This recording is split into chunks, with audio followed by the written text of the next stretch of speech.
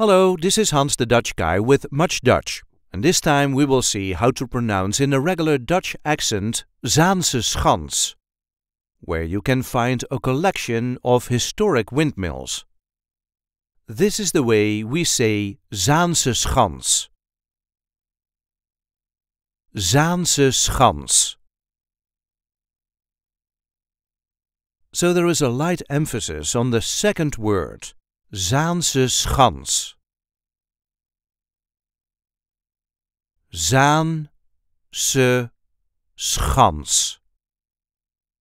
Zaanse Schans. In the 1960s and 70s, old buildings and windmills were relocated to this area, called Zaanse Schans. I hope this video was helpful. You can help us by liking it and by subscribing to our channel.